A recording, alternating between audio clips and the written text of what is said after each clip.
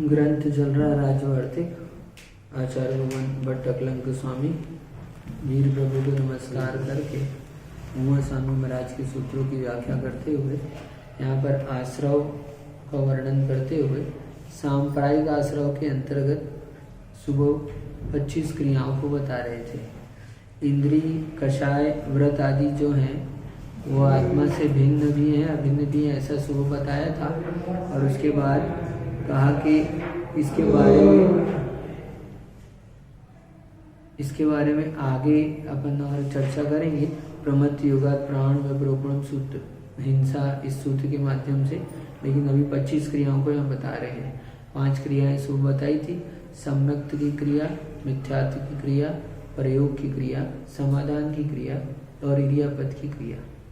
अब आगे आज 5 क्रियाओं को बताते हैं। समाधान की क्रिया में और एक बार थोड़ा सा समझा दो। समाधान की क्रिया सुबह चर्चा चली थी कि जो व्रती हैं, जिनने व्रतों को स्वीकार किया है, संयम को धारण किया है, उसका असंयम की ओर झुकना या असंयम की ओर झुकना। ऊपर जो किया है कि वीर्यांतरय और ज्ञानावरण कर्म का शोषण होने, वो प्रयोग की क्रिया है। प्रयोग की क्रिया के लिए बताया क्या, जो आप मनोवर्गणा, वचन वर्गणा और काय वर्गणा जो ग्रहण करते हो वो प्रयोग की क्रिया है। तो वो कैसे ग्रहण होती है? तो वीर्यांतराय कर्म का क्षोभसम, ज्ञानावरण कर्म का क्षोभसम और अंगोपांग नाम कर्म का क्षोभसम होता है। उस अनुरूप उतनी मात्रा में वो उन वर्गणाओं को ग्रहण करता है। तो वर्गणाओं का ग्रहण करना ही ये प्रयोग की क्रिया है। या फिर दूसरे प्रकार से हाँ, प्रयोग कैसा नाम दिया है? योग से हो रहा है ना, योग से ग्रहण हो रहा है ना, योग से ग्रहण हो रही है वो सब चीजें, ठीक है, इसलिए उसका प्रयोग नाम है। और दूसरा या फिर जो शरीर के माध्यम से गमन आगमन आदि क्रिया है, जो वो सब प्रयोग की क्रिया है। दोनों भी अर्थ में लगा लेना, ऐसा जानना, ठीक। प्रयोग ये शब्द क्यों दिया है उसको? प्रत्येक शब्द को बहुत बड़ा अर्थ में आगम में प्रयोग एक्चुअली ऐसी प्रक्रिया होती है। योगों के माध्यम से इन वर्गणाओं का ग्रहण होता है। तो विशिष्ट प्रकार के प्रकृष्ट अर्थ में प्रउपसर्ग करके, और यदि कुछ और कारण होगा तो वो हमको नहीं पता है, वो अन्य ग्रंथों से आपको समय पे पालना पड़ेगा, ठीक है। हम अपनी बुद्धि से बता रहे हैं यहाँ पर।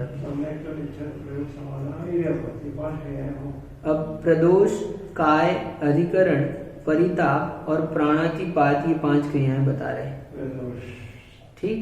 पहला, अब कहते हैं क्रोध के आवेश के कारण प्रदोष की क्रिया होती है। प्रादोषिकी क्रिया होती है।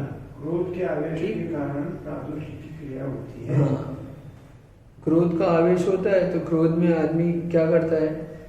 क्रोध में यद्वत तद्वत जो भी व्यवहार करता है, जैसा कहता है या अन्य कार्य करता है जो भी, तो वो सब क्या कहलाती है? प्रादोषिकी क्रिया, ठीक। क्रोध स्वाभाविक है। प्रश्न है, अब सुनो, प्रदोषिकी प्रादोषिकी क्रिया क्रोध स्वाभाविका है। क्रोध के ग्रहण से उसका ग्रहण हो ही जाता है। अतः प्रादोषिकी क्रिया को पुनः ग्रहण करना पुनरुक्ति दोष है। आप कह रहे हो प्रदोष की क्रिया के क्रोध के आवेश में जो क्रिया की वो प्रदोष की क्रिया है, और आपने क्रोध कहा चुका है इंद्रिय, कषाय, व्रत, क्रिया, पंच, तो कषाय के अंतर्गत क्रोध आ चुका है। तो ये फिर से आप कह रहे होते तो डबल कहना है, तो फालतू में डबल बोलने की क्या जरूरत है आपको? एक बार के बोल के काम चलाओ। पुनरुक्त दोष आता है, ऐसा उसका कहना है। तो उत्तर सुनो, इसमें पुनरुक्ति दोष नहीं है। क्यों नहीं है भैया? ऐसी क्या बात है?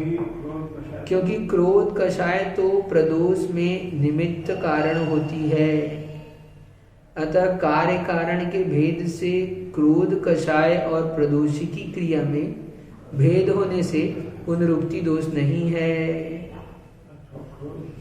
क्रोध के आवेश में की गई क्रिया क्रोध और क्रोध के आवेश में, क्रोध कारण और ये आवेश में क्रिया हुई, ये कार्य है।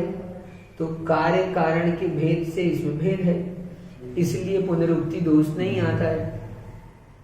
क्रोध को कहेंगे हम कषाय में, और उस निमित्त से होने वाली क्रिया उसको यहाँ कह रहे हैं।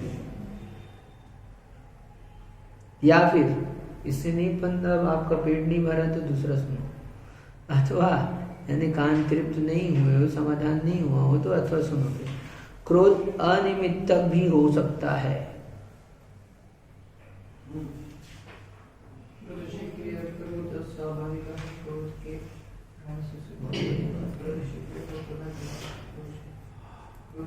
क्रोध अनिमित्तक भी हो सकता है। अच्छा,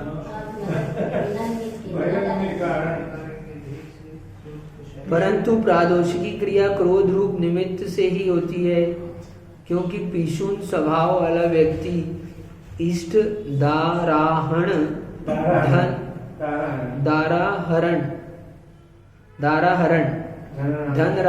नाश आदि निमित्तों के बिना स्वभाव से ही क्रोध करता है, तथा किसी की दृष्टि में ही विष होता है।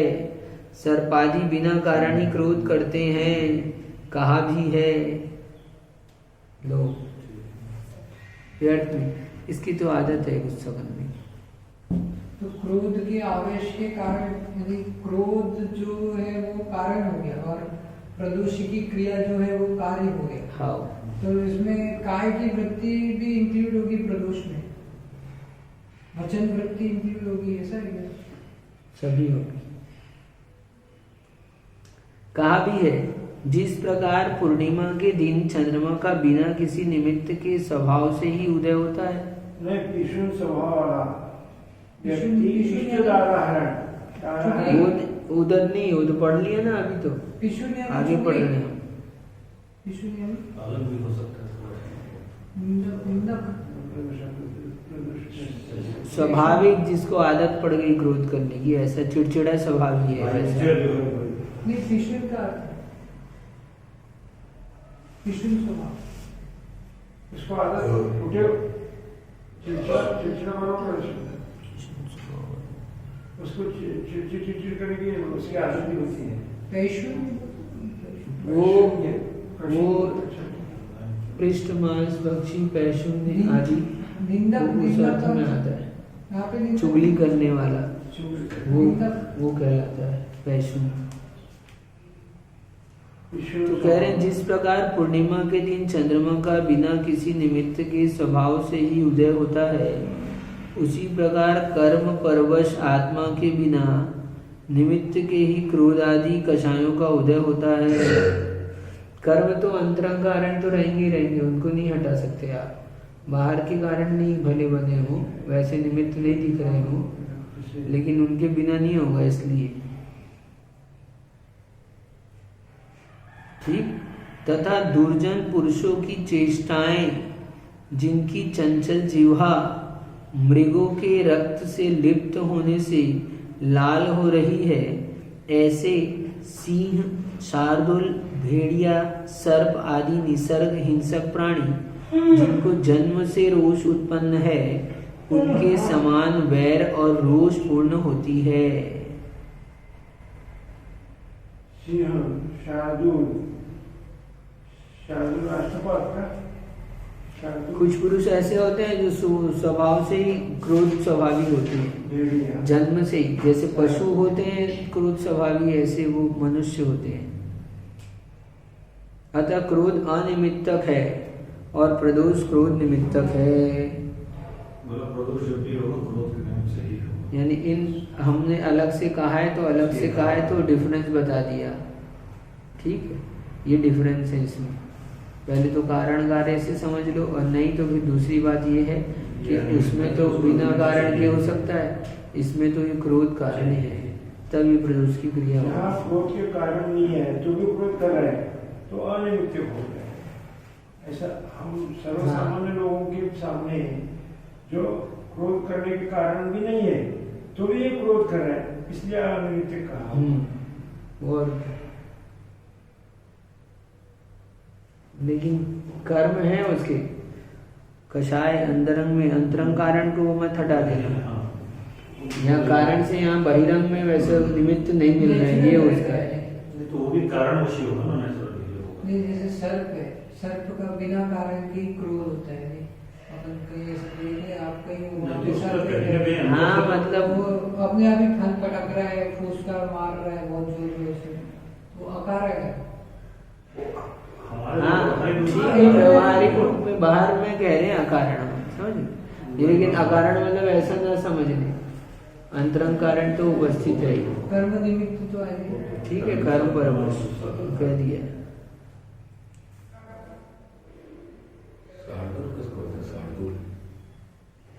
शार्दुल भी बोल सकते हैं, बाघ। हाँ, बाघ भी है। सिंह यानी तो वो लॉयन हो गया, बड़ा, ठीक है, और शार्दुल यानी बाघ हो गया, बाघ।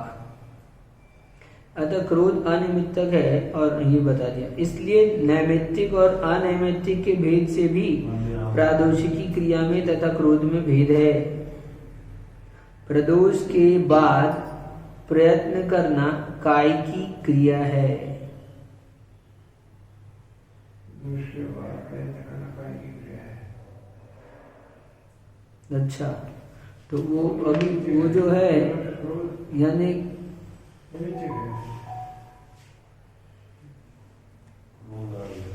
क्रोध के आवेश में पहले क्रिया हुई, और फिर और उसके बाद में फिर हाथ पैर से, और प्रदोष के बाद में वो प्रयत्न किया उसने, वो काय की क्रिया है, कायी की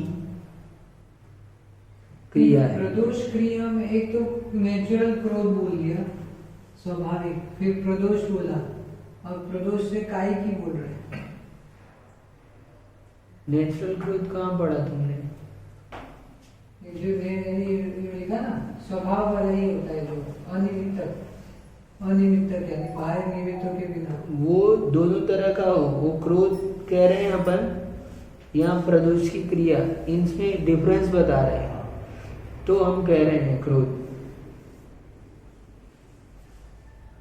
नैमित्तिक और अनैमित्तिक के भेद से भी प्रादोषिकी क्रिया में तथा क्रोध में भेद है। उसका भेद बता रहे हैं उसमें, कि वो स्वभाव से भी हो सकता है। अनियमित क्रोध कभी होता नहीं, ऐसा लगता है नहीं, स्वभाव क्यों क्रोध अनियमित होने के कारण अनियमितता भी हो सकता है। क्रोध के उत्पन्न होने में क्या है, पूर्व कर्म है, वर्तमान में सामने उसको कुछ ऐसे साधन नहीं है हाँ। जो क्रोध करे, फिर भी सिंह क्रूर है कि नहीं है, सर्प क्रूर है कि नहीं है, बाघ क्रूर है कि नहीं है। तो ऐसे ही व्यक्ति में क्रूर बना हो, बहुत सारे होते हैं, क्रोध स्वाभाविक हो, तो वो संभव है। तो इसलिए हमने क्रोध को अलग कहा है और प्रदोष की क्रिया को अलग कहा है। क्रोध तो बिना निमित्त के भी हो सकता है, लेकिन प्रदोष की क्रिया निमित्त से ही होगी, हमेशा क्रोध पूर्वक ही होगी। ऐसे तो प्रदोष की क्रिया सनिमित्त की होगी, तो उसमें अपन क्या एग्जांपल क्या लेंगे? अभी तुम्हारा प्रश्न क्या था, वो समाधान हुआ कि नहीं, वो पहले देख लो। क्रोध अनिमित्त है, प्रदोष जो है सनिमित्त है। क्रोध दोनों भी है, दोनों भी है, हाँ। सनिमित्त और अनिमित्त दोनों। हाँ, ऐसा करो। तो उसके बाद नेक्स्ट स्टेज प्रदोष हो गया। हाँ, ये डिफरेंस है उसमें। नेक्स्ट स्टेप हो या नहीं हो वो बात नहीं है, लेकिन दोनों में अंतर ये बात का है कि वो क्रोध पूर्वक ही होगा। मतलब उसके लिए क्रोध का निमित्त होना आवश्यक है। यानी इसमें प्रदोष की क्रिया में तो पूर्व निमित्त में क्रोध है, खड़ा है, लेकिन क्रोध में पूर्व निमित्त में कोई नहीं खड़ा है, कोई निमित्त नहीं खड़ा है, तो यानी क्रोध ही निमित्त है। ठीक।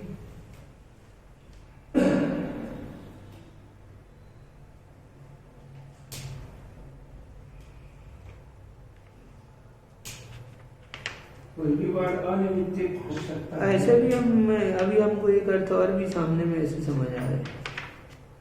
बोल रहे हैं, लेकिन हो सकता है संभवतः तुम क्रोध कर रहे हो और हम प्रदोष की क्रिया कर रहे हैं।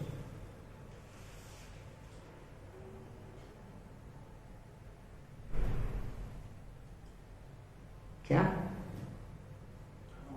क्या? क्योंकि अब जब निमित्त की बात कर रहे हैं तो उसको अनिमित्तक कह रहे हैं, उसको सनिमित्तक कह रहे हैं, तो तुम्हारे क्रोध से हमने जो क्रिया की है, तो इस पॉइंट से ऐसा पकड़ सकते हैं दोनों भी लगा सकते हैं, वो भी आ जाएगा और हमने जो अभी कहा है तुम्हारे से वो भी आ सकता है। ठीक है, बाद में चर्चा करेंगे कभी विशेष गहरी स्पेशल टाइप का क्रोध हो गया प्रदोष। चलो, प्रदोष के बाद क्रोध प्रयत्न के करना, कारण प्रदोष की क्रिया होती है। डेफिनेशन में लिखा है क्रोध के कारण, उसमें और पहले जोड़ के दे दिया। प्रदोष के बाद प्रयत्न करना काय की क्रिया है। कर्म परवश आत्मा के बिना निमित्त की नहीं क्रोधादि क्रिया को हिंसा के उपकरणों को ग्रहण करना अधिकरण की क्रिया है।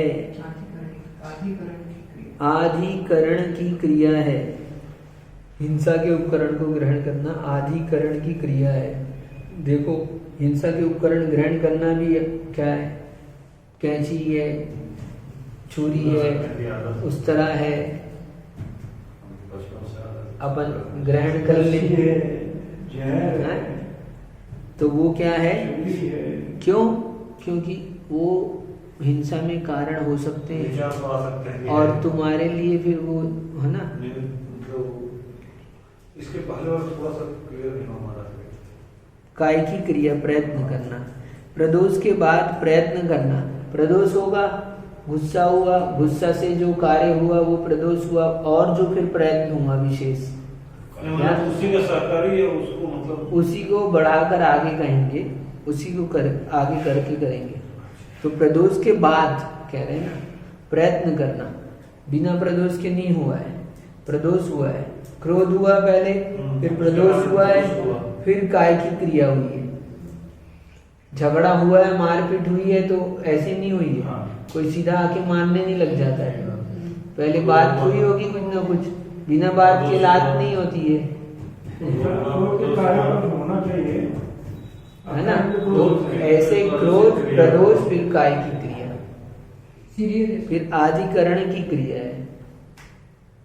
अच्छा, ये सब एक साथ पूरा सीरियल चल रहा है, पांचों क्रियाओं का। फिर हिंसा के उपकरणों को ग्रहण करना आधिकरण की क्रिया है, और फिर दूसरे को दुख उत्पन्न करने वाली पारिताप की क्रिया है। ठीक है, पारिताप की बराबर। दूसरे को दुख उत्पन्न करने वाली उत्पन्न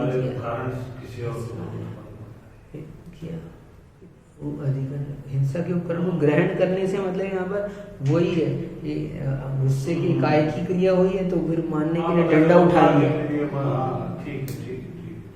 ये ऐसे लगाएंगे इसका, ये आएगी, ऐसे ग्रहण करना है। क्रोध अनिमित्त तक ऐसे भी दे सकते, जैसे कोई जॉब कर गया है, जॉब में कुछ लफड़ा है, कोई बात हो गई, कुछ बोल दिया, घर पे आया, क्रोध चल रहा है अंदर, उस समय सामने वो निमित्त नहीं है, लेकिन बच्चे को देखा तो क्रोध आ गया, तो प्रदोष क्रिया हो गई, क्रोध का आवेश आ गया। फिर आगे इसमें तीसरा काय की क्रिया हुई, हाथ उठा दिया, फिर डंडा लेके पीछे बढ़ गए, ये अधिकरण की क्रिया हुई। और सामने वाले को दुख क्रिया, ये ऐसे ही है ना सीरियल। फिर दूसरे को दुख उत्पन्न करने वाली पारिताप की क्रिया है। ताप उत्पन्न करना,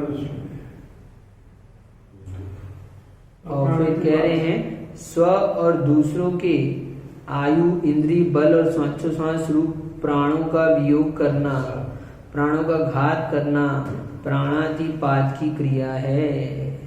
अपना भी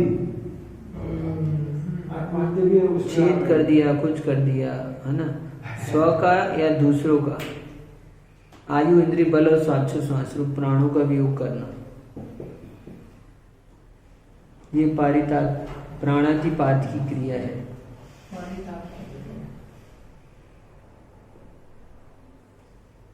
इससे अशुद्ध होता है। ये 5 क्रियाएं हैं ये सांप्रायिक आश्रव के अंतर्गत ये 25 क्रियाओं में से ये कह रहे हैं यहाँ पर। ठीक, प्रदोष की क्रिया, काय की क्रिया, अधिकरण की क्रिया, परिताप की और प्राणातिपात की, ये 5 क्रिया है। दर्शन, स्पर्शन, प्रत्यय, समन्तानुपात। अब आगे चलते हैं, आगे बता रहे हैं, बहुत सुंदर अब वर्णन फिर से कर रहे हैं। दर्शन, स्पर्शन, प्रत्यय, समानतानुपात और अनाभोग स्वरूप 5 क्रियाएं हैं।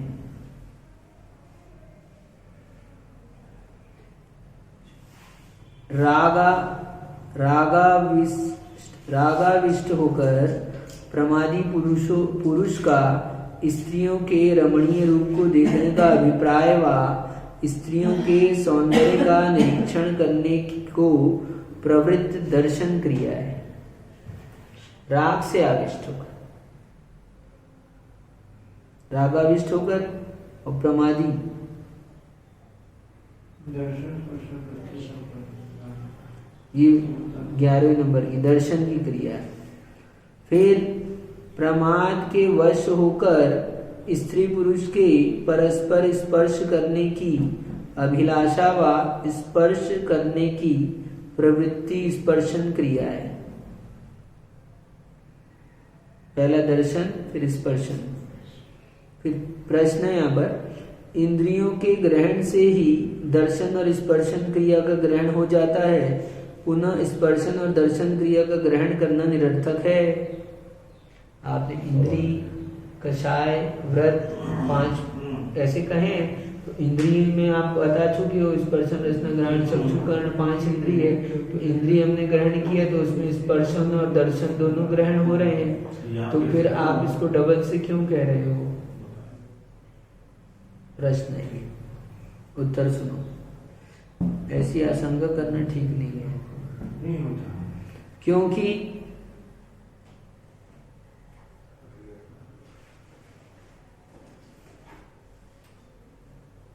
हो गया, क्योंकि चक्षुर इंद्रिय और स्पर्शन इंद्रिय में इन इंद्रियों के द्वारा होने वाले ज्ञान का ग्रहण है,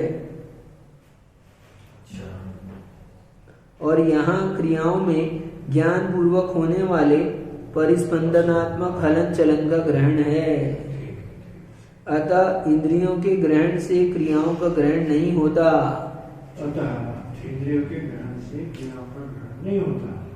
अच्छा, यहाँ उनके कारण जो परिस्पंदन हो रहा है उसकी व्याख्या है। क्रिया कह रहे हैं ना, तो क्रिया कह रहे हैं तो उसको ग्रहण करना पड़ेगा। और इंद्रियों में हमने कहा तो इंद्रियों के ज्ञान मात्र को कहा था अपन ने। स्पर्शन इंद्रिय से 8 प्रकार के स्पर्श का ज्ञान हुआ, ठंडा, भारी, हल्का, रूखा, चिकना, खाड़ा, नरम, ठंडा, गरम है। ये स्थान बहुत ठंडा है।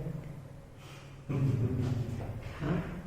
और यहाँ पे उसके मूली बनाते क्या पूरा डिस्क्राइब कर रहे ज्ञान को उन्होंने चार गला पे भी ये हलन चलन ग्रहण है। ठीक है। तो ये अंतर हो गया इसमें, वहाँ ज्ञान का ग्रहण है और यहाँ ज्ञान पूर्वक। ठीक, तो ये उस इंद्रिय इंद्रिय ग्रहण, के ज्ञान के पूर्वक इंद्रिय ज्ञान ग्रहण होगा। कहाँ किया अपन ने? इंद्रिय ग्रहण कहाँ किया है?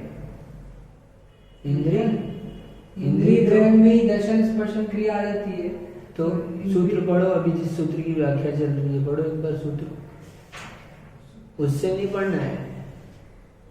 ठीक है, पढ़ो पढ़ो सूत्र पढ़ो। इंद्रिय दशा व्रत क्रिया ठीक, इंद्रिय मैंने शब्द स्टार्टिंग में में इंद्रिय बोल दिया, तुम अलग से 25 क्रिया पे बता रहे हैं, यानी इसमें इंद्रिय में दर्शन आप- स्पर्शन क्यों है? ठीक है, ओके, सॉरी, ठीक। आई ओके। तो ये हो गई बात। इंद्रिय की जब हमने बात की तो इंद्रिय में ज्ञान की बात की है मात्र, और यहाँ पर उस ज्ञान पूर्वक होने वाले परिस्पंदन की बात है। ठीक है, तो यही इसमें अंतर है। तो ये इसलिए इसको हमने अलग से कहा है, क्रिया के नाम से इसलिए कह रहे हैं 25। अब फिर कह रहे हैं नए नए अधिकरणों को उत्पन्न करना प्रात्यायिकी क्रिया है। नए नए अधिकरणों को, ठीक है, आधार को अधिकरण कहते हैं, हाँ, तो नए नए अधिकरणों को ग्रहण करना, ये अर्थ है। ठीक, यह प्रात्यायिकी क्रिया है।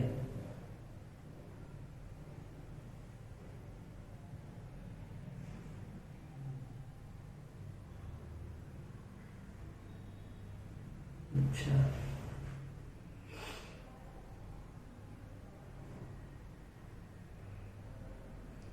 फिर कह रहे हैं आगे, स्त्री पुरुष पशु आदि से व्याप्त स्थान में मलोत्सर्ग करना समांतानुपात पातन क्रिया है।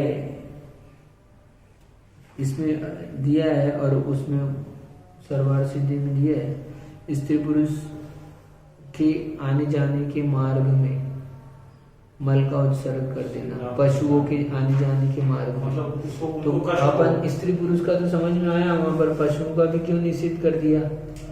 तो पशु भी ग्लानि तो नहीं करेंगे, लेकिन अविवेक पूर्वक चलेंगे ना, तो मल करोगे तो मल में जीव होंगे, त्रस जीव, और वो आप पशु तो देख के तो नहीं चल रहे इडियापथ से कोई, तो वो मारे जाएंगे, तो आपको दोष लगेगा, पाप लगेगा। समांतानुपातन क्रिया होगी। और मार्ग में स्त्री पुरुष के आने जाने के मार्ग में करोगे तो उनको ग्लानि होगी, वो यद्यपि देख के चलेंगे, लेकिन वो उनकी ग्लानि में आप निमित्त बनोगे, तो वो भी आप, इसलिए कहाँ शौच करना है ध्यान रखना चाहिए अपने को, मल उत्सर्ग करना हो। स्त्री पुरुष पशु आदि से व्याप्त स्थान में मलोत्सर्ग करना। करता है ना, उसको ये प्रचंड दोष लगता है। समांतानुपातन क्रिया, क्रिया में हाँ, बहुत पाप लगेगा उसको तो। हाँ, जिसने साफ सुथरा स्थान देख लिया, खोज लिया और जाकर वहां पर किसी का अच्छा क्षेत्र है, इसलिए तो बाड़ी लगे क्षेत्र में ऐसे स्थान पे पशुओं के बैठने के स्थान पर समझ में आता है। अभी गर्मी का टाइम होता है ना, तो अपन गर्मी में छांव ढूंढते हैं अपन, तो बेचारे पशु भी तो छांव ढूंढते हैं, अन्य लोग भी तो। और आपने अच्छे वृक्ष के जहाँ पर दिखा तुमको साफ सुथरा और वहां पर मन करे आए तुम, तो वो लोग आकर बैठते हैं, करते हैं, तुमने वहाँ बहुत पाप किया है वहां पर। इसलिए ये बहुत विवेक की बात है। शौच करना कहाँ है, ये विवेक की बात है। सियार रहता था वहाँ पे, ठंड में रहता, पूरी एरिया को साफ करके रखता, देखना उसको अच्छी रात में समझ में आ जाता है अपने को कि यहाँ पर पशु भी आते हैं या मनुष्य भी आते हैं, जिस स्थान पर आकर बैठते हैं तो समझ में आता है। जैसे अब हम कुनकुरी में जाते हैं, मान लो जा रहे थे, तो अपन लोग नहीं बैठे, हालांकि मान लो कोई साधु आया तो बोले भैया अच्छा ऊपर चट्टान में वहीं बैठ जाओ, बीच में उधर ही बैठते हैं। हाँ? बैठते बहुत सारे। तो गलत है वो गलत। क्यों? क्योंकि आपके लिए शौच का स्थान नहीं, वो लोगों के आकर बैठने का स्थान है, और आप वहाँ पर भले वो गलत काम कर रहे हो, मैं वो कर रहे हैं। सोच रहा था जब हम बगल में हम उधर नीचे बैठे थे, तो वहाँ सब पड़े हुए थे, बहुत वो तो सब खाने पीने का सब सामान था। तो हमें एक बार तो लगा यार ये स्थान ठीक नहीं होगा, यानी एक अपेक्षा से इन लोग अब से बात उनको कष्ट हो गई, किसी को भी बैठने का तो जगह है। देखिए बाद में समझ में आया, फिर एक पक्ष भी है, तो देखेंगे तो भाग जाएंगे कहाँ से लेकिन फिर तो इसलिए अपने को ध्यान रखना चाहिए। ठीक है, कहाँ पर करना है। और कई बार ऐसा होता है पगडंडी है, तो आप थोड़ा सा देखो कि जहाँ तक मिल सके आपको थोड़ा साइड में स्थान मिल जाए। आजकल स्थानों की बहुत समस्या रहती है, क्योंकि और मार्ग में पगडंडी में करोगे तो बहुत अपने को ही कैसी ग्लानि आती है। अपन स्वयं को अपने मल किया और अपने को ही उसके बाद में ग्लानि आती है अपन वहां पर, हाँ? और दूसरा व्यक्ति को तो कितनी ग्लानि आएगी बताओ, और वो गाली देगा चार अलग, हाँ?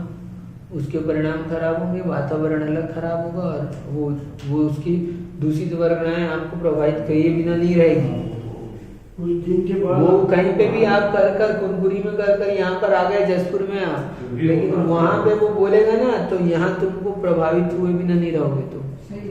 तो इसलिए समानतानुपात की क्रिया है। हाँ,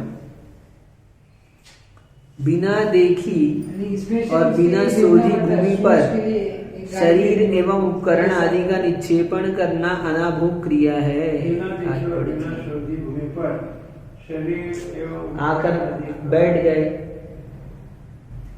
देखा नहीं, सोधा नहीं, आकर ऐसे ही बैठ गए और देखा भी तो मार्जन नहीं किया, तो वो अनाभोग की क्रिया हो गई। दोनों चीज जरूरी है, केवल मार्जन भी नहीं चलेगा। वो दूसरी प्रकार की कि आप तपस्या करना चाहते हो, छुप कर दिखा कर नहीं, किसी को बता कर नहीं, कि इसको पता चल जाएगा तो ये भी करने लगेगा।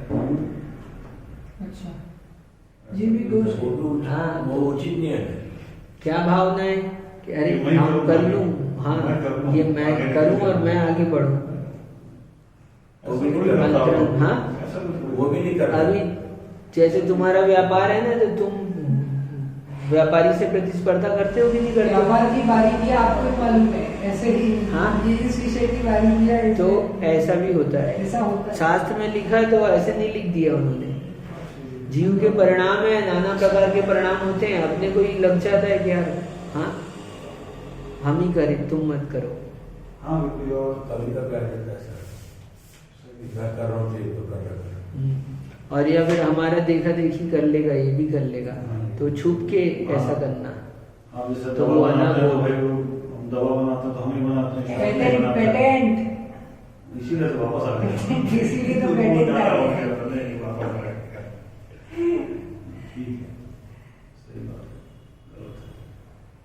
तो सूक्ष्म सब वो ऐसे। करने के लिए तो ये मेन बात। अब आ जाओ 5, दर्शन की, स्पर्शन की और प्रात्याय की और समानतानुपात की और अनाभोग की क्रिया है, दर्शन स्पर्श है ना? प्रात्याय नए की, अधिकरण को ग्रहण करना समानतानुपात। प्रात्याय की क्रिया है, और मार्ग का ये समानतानुपात की तो बहुत अच्छे से ध्यान रहने वाली है अपने को, और अनाभोग की क्रिया है। अनाभोग यानी बिना देखे सोधे अपन में, शोधन भी करना है, देखना भी है, ऐसे करना, दोनों काम करना। तो ये हो गई आपकी कितनी 5 क्रियाएं। तो और अपन ये बोलते हैं जैसे रात्रि में पिछी को ऐसे करके चलना चाहिए, नहीं करना चाहिए, उस पे क्या क्या करना चाहिए? जैसी आपकी अनुकूलता हो, जैसा सामान्य से तो ऐसा बोलते हैं कि अंधेरा है तो जीव तो दिखेगी नहीं, तो मार्जन क्यों करना है? ऐसा नहीं, मार्जन करना आपका कर्तव्य है, और टॉर्च लेकर जाना मतलब किसी को बोल देना, साथ में तो रहते ही हैं, कोई कौंडल पकड़ता है तो टॉर्च चालू करवा कर ही अपने को देखकर चलना चाहिए। ठीक है, हाँ वही तो ऐसा है। पहले ये क्योंकि क्या होता है ना, एक छोटा से भी मान लो आपने सोचा कि 1 कदम रख दिया, और 1 कदम में 10 जीव, क्या 50-100 जीव भी मर सकते हैं। कितनी बार होता है ऐसा? और आपके थोड़े से प्रमाण से मरे कि नहीं मरे, इतने सारे जीव मरे। यानी मार्जिन करना चाहिए रात्रि में चलते समय। तो हवा में ऐसे मार्जिन नहीं करना चाहिए। हाँ, लाइट नहीं तो मार्केट या तो लाइट में देख के चलो, नहीं, लाइट में देख के अच्छा चलो तो है। मार्केट। और नहीं तो आप विवेक से देख के चलो, हर जगह मार्जिन ऐसे। वो तो अब कुछ वहां पे घूमटेस में पद्मनंदी महाराज जी मिले थे, वो बोलते थे ऐसे करके जाने की जरूरत नहीं है। मैंने कोई बात आचार्य नहीं है। से पूछा था ये बात। हाँ, क्या तो बोले थे? वो अब हम लोगों के संग में हम लोगों ने देखा इस तरह के चलते हैं, तो इसलिए चलते हैं। लेकिन आप बात कर रहे हैं, सुन रहे हैं, देख रहे हैं, अपना हाथ हिलाकर चल रहे हैं, वो तो कोई मतलब का नहीं है, वो तो डबल पाप हो गया है। बल्कि ऐसे तो देख के आप चल रहे हैं। इरियापत आएगा शोधन, तो उसमें 4 बातें विशेष रूप से आती, तो वो आ जाएगा उसमें। कोई इरियापत की चर्चा आएगी तो बताएंगे। अपन लोगों का इरियापत तो कोई विशेष ध्यान देना चाहिए अपन लोगों को। क्या संजयन सागर महाराज है ना, बेस्ट क्या, तो क्योंकि उसमें सबसे पहली बात है उपयोग शुद्धि, प्रकाश शुद्धि, हाँ, उद्देश्य शुद्धि उद्देश्य और मार्ग शुद्धि। उद्देश्य शुद्धि, उद्देश्य किस उद्देश्य से जा रहे हो? निष्प्रयोजन। हाँ, बट इधर ऐसे घूम फिर रहे हो। तो इडियापद में दोष है, 4 चीज का ध्यान रखना चाहिए। कौन सा भगवान के दर्शन के लिए जा रहे हैं, हाँ, घूमने जाकर क्या किस कारण से जा रहे हैं, और सूर्य का प्रकाश हो तो सूर्य के प्रकाश में लिखा है, वो प्रकाश शुद्धि है। उपयोग शुद्धि, प्रकाश शुद्धि। मार्ग शुद्धि, प्रासुक मार्ग हो, मार्ग तो शुद्ध है लेकिन प्रकाश नहीं है, तो मार्ग भी शुद्ध है, प्रकाश भी शुद्ध है, उद्देश्य शुद्ध नहीं है। मार्ग भी शुद्ध है, प्रकाश भी शुद्ध है, उद्देश्य भी शुद्ध है, लेकिन उपयोग शुद्ध नहीं है। आपका उपयोग है उसमें, दूसरे काम में उपयोग लगाया है, इसका मतलब ये है तुम पाप के काम में लगे हो। तुमको 1% वहां से मतलब 25% तुम्हारा गया इडियापद, और 25% क्या गया कहना चाहिए? उपयोग शुद्धि के अभाव में तो पूरा ही गया। यानी चलते समय अपना पूरा ध्यान वही होना चाहिए, दूसरा काम करना ही नहीं चाहिए अपने को। तो अपन सट आवश्यक जिस समय जो काम कर रहे हैं वही काम करना चाहिए, दूसरा काम नहीं करना चाहिए, कहने का मतलब ये है। अपन इतनी कर्म की निर्जरा कर पाएंगे, और अपन लेकिन हम लोगों को लालच रहता है, हमको तुमसे बात भी करनी है, वो भी करना नहीं, है, अपन सब ठीक कर रहा हूँ मैं, चलते किसी को देखना नहीं है। विषय निकल कर आया इसलिए बता रहा हूँ, नहीं तो मेरे को जरूरत नहीं पड़ी है। सब लेकिन टेंशन, बहुत चीज बता रहा हूँ, बहुत काम शांति किए नहीं है। हमने, बहुत दिन इस पर चिंतन करके बहुत निकाल के निचोड़ निकाल के रखा है ये बात को यहाँ पर। ऐसा शास्त्र में लिखा ही है, हमारे चिंतन क्या हो तो शास्त्र की बात है, हमारा चिंतन नहीं है, मतलब कहने का मतलब ये। लेकिन हमारा बहुत उपयोग उसमें कि यार ऐसा भी तो भी इतनी असंख्यात गुण कर्म श्रेणी निर्जरा होगी आपकी, और अपन कुछ सुनते फ्री में ही तो उपयोग शुद्धि में अंतर आएगा। नहीं, ऐसे ध्यान दे रहे अपना, ये फोकस पे कमांड दे दिया अपन ने, उपयोग शुद्धि में जितना डिफरेंस आएगा वो सब विधि द्रव्य जैसी क्रिया होगी वैसा सब वैसा फल आएगा। उपयोग सिद्धि के लॉस में जाएगा। नहीं इतना था तो भी क्रिया पूरी है सब कॉन्शियस। हाँ, तो इसलिए तो बोल रहा हूँ मैं, उपयोग शुद्धि का मतलब यही है। कॉन्शियस है तो फिर आपका उपयोग जिसमें ये आप स्वयं लगा कर देख लेना तो आपको अनुभव में आएगा, प्रैक्टिकल में आएगा। उस समय इसको छापते हुए जागृत रहकर अप्रमत्त कहेंगे हमारी शास्त्र की भाषा में। और यही सबसे बड़ा काम का है, दूसरी कोई चीज करने का क्या जरूरत है, यही करना है अपने को, ये क्रिया उसको कहते जागृत। अटेंशन, सेल्फ अवेयरनेस, बहुत बड़ी चीज है। ठीक है, तो ये क्रिया पढ़ी अभी और पढ़ ले रहे हैं, सुनो नहीं तो अच्छा और रह जाए। बढ़िया। स्वहस्त, निसर्ग, विदारण, आज्ञा व्यापादन और अनाकांक्षा, ये 5 क्रियाएं हैं। ठीक, अब कह रहे हैं दूसरों के द्वारा करने योग्य क्रिया को, कार्य को स्वयं करना स्वहस्त क्रिया है। जैसे कि स्विमिंग करते हैं हम, वो नाई करना चाहिए at that time you are, मुझे आप जो हुए ना बार मैंने आप नहीं हो गए, ऐसा ऐसा स्वस्थ क्रिया। दूसरे के द्वारा करने योग्य कार्य को, इसका सही में क्या मतलब होगा? अब इसका क्या है ना, बहुत सारा बहुत अलग अर्थ में, बहुत अर्थ में आ जाते हैं। कुछ इतना ही दिया है तो हम क्या करें, अब इसके बाद व्याख्यान होता है ज्यादा, श्लोक अतीत में कहीं आगे और दूसरे ग्रंथों पे होना चाहिए। इसके लिए हमारा वो देखना पड़ेगा। जैनेन्द्र सिद्धांत प्रश्न आज उसमें निकाल के प्रवचन देखना उनके, और यही वाला निकालना नहीं है, तुम इसमें से देखना डिटेल दिया है कि नहीं दिया है, पंडित जी का पढ़ते हैं सुनो। तो दूसरा फिर कह रहे हैं पापादान आदि को स्वीकार करना निसर्ग क्रिया है। पापादान आदि को स्वीकार करना निसर्ग क्रिया है।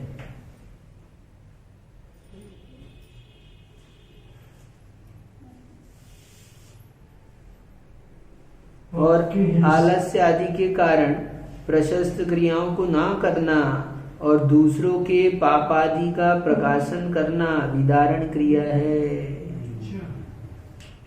आलस्य के कारण प्रशस्त क्रियाएं नहीं करनी है। ठीक। और फिर कह रहे हैं चारित मुनि कर्म के उदय से आवश्यक आदि क्रियाओं के करने में असमर्थ होने पर शास्त्र आज्ञा का अन्यथा ही निरूपण करना आज्ञा व्यापादिका क्रिया है।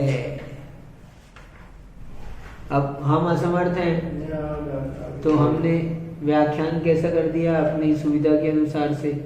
शास्त्र के में तो दिया है, अभी जैसे इरियापद की बात आई थी तो शास्त्र के अनुसार ना कहकर हमने क्या किया, असमर्थ होने के कारण से समर्थ, तो असमर्थ होने के कारण से हमने शास्त्राज्ञा, शास्त्र में जो आज्ञा है उस आज्ञा का अन्यथा निरूपण कर दिया।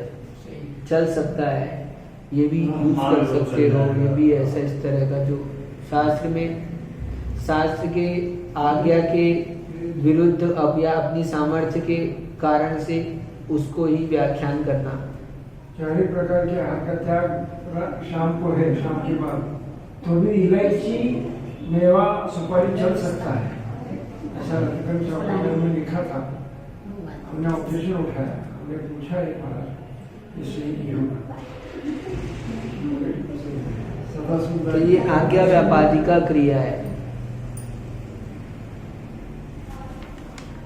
और सुनो फिर आगे कह रहे हैं मूर्खता और आलस्य के कारण शास्त्रोपदिष्ट विधि विधानों एवं कर्तव्यों के प्रति अनादर करना अनाकांक्षा क्रिया है। अब लोगों को पता नहीं है और शास्त्र में उपदिष्ट है, विधि विधान है, पूजन की आदि की सारी व्यवस्थाएं जो शास्त्र में बताई गई है, उन विधि विधानों और जो भी कर्तव्य करने के लिए जैसे बताए तो उनके प्रति अनादर करना है। मूर्खता में आज्ञा नहीं आता। हाँ और क्या। तो अब और विधि विधानों का निषेध कर रहे हैं, इसलिए मूर्खता शब्द प्रयोग कर रहे हैं। स्वयं आचार्य भट्ट अकलंक स्वामी ने यहाँ प्रयोग किया है साठ्या लस्याभ्याम, साठ्या लस्याभ्याम उन्होंने प्रयोग किया है। इसलिए देखो वो धार्मिक क्रियाओं के प्रति ऐसा कर रहा है ना, इसलिए मूर्ख कह रहे हैं। वो घमंडी होता है, क्रोधी होता है, स्वयं ये प्रयोग कर रहे हैं शब्द।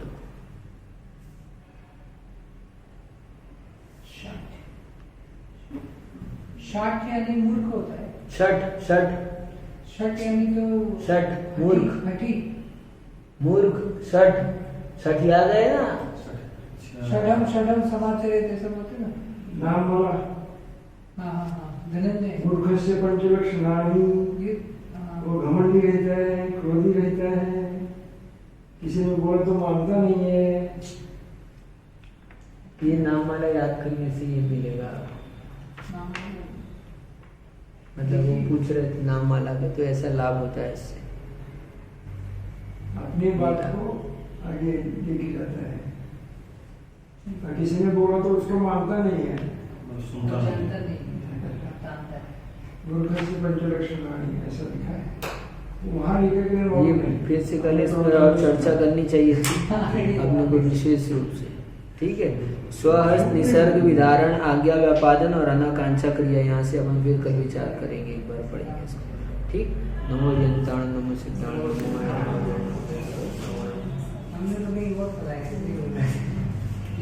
लेकिन उसमें आया है, नाम मालूम में आएगा, समझे।